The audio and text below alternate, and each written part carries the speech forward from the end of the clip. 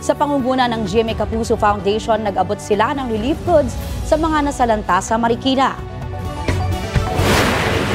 One of the few things that we do as a service, kaya kung saan mo may pangangailangan, ando kami, especially sa GMA Kapuso Foundation.